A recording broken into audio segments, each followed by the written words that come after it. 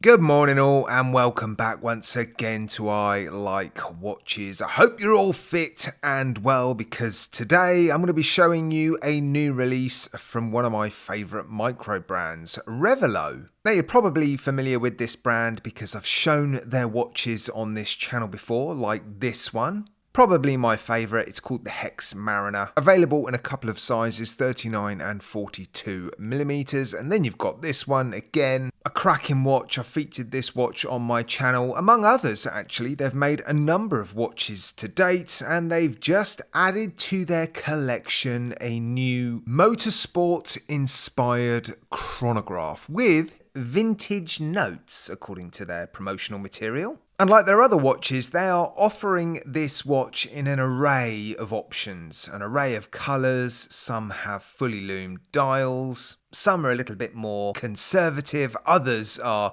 well, following that trend that we're seeing in 2024 where colour is king. I really do think this is the year of colourful watches, colourful dials, and Kevin at Revelo seems to be following on with that trend. Unlike their other watches, Kevin is asking for a very reasonable sum. These are set to launch, there is an early bird price, so these are set to launch for between $189 US and $229, I think is the most expensive one. And typically, I think the most expensive one is probably my favourite. It looks fantastic with this sort of canary yellow coloured theme. It looks awesome. It's also one of the fully loomed dial versions, and the loom seems to be a sort of lime green colour. I don't have that one in to show you, but I do have a fully loomed dial version, along with one of the more discreet everyday options. Now these are prototypes, but they do seem to be beautifully made. I don't often review prototypes because they're not usually built to the same level or standards that the full production watches will be built to, but I've reviewed prototypes from this brand before and they're generally beautifully made. So I don't think build quality is going to be an issue at all if these prototypes are anything to go by.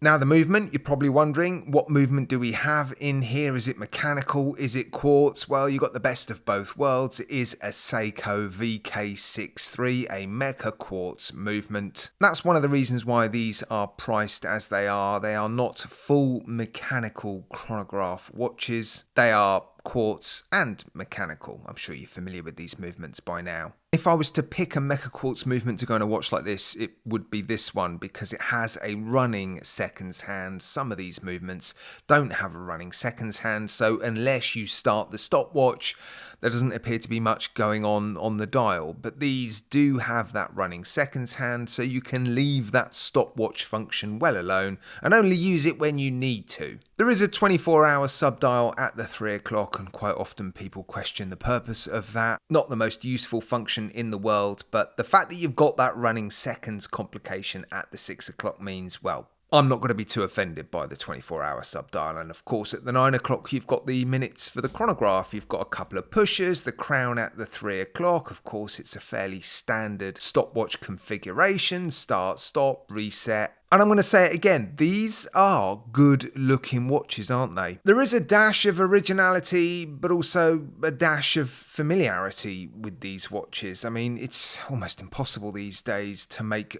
beautiful looking watches that are 100% original. It's easy to make original watches that are ugly, but if you want to make a good looking watch, the chances are it's going to look a little bit like another watch or two. And that for me isn't an issue. I like the way these look. There's lots of detail going on the dial. It's quite a 3D dial. There's lots of different levels. You've got those really nicely finished applied indices. The sub-dials look really interesting. The hands are fantastic. I love the hands. You've almost got a sort of sporty checkered flag finish on the chapter ring around the outside of the dial. Of course, you've got the tachymeter on the bezel, some angles on the lugs, flat facets, some fairly strong corners on the case as well. A mix of finishing too, which is a nice touch. Sapphire crystal, AR coating, 316L stainless steel, 100 meters of water resistance. The crown is a pull-push crown. You do have a screw-down case back with the design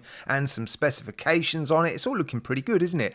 The straps, now they're fairly important on watches like this because the straps are really part of the design, aren't they? And I think they've chosen well. You do get some options when it comes to the straps. Buckle is very nicely finished. Again, a mix of brushed and polished finishing. Revelo on the buckle. Yeah, I think the early bird prices are fantastic. It's a cracking package from, an incredible micro brand that continue to offer something a little bit different. And I think this is going to be a popular one, actually. I think it's got everything it needs to be a winning formula. Great loom, great looks, great specifications, great dimensions, great proportions, lots of options, lots of colourful options, some more discreet options in there as well. A great movement as well. The Mecha Quartz movements are very, very popular, aren't they? As long as they're in watches that are affordable. I have seen watches that have housed these movements and they've been overpriced and they don't do particularly well because you can buy these movements in affordable watches. And I think for a micro brand with this design, this level of build quality, this amount of variety, what you're being asked to pay,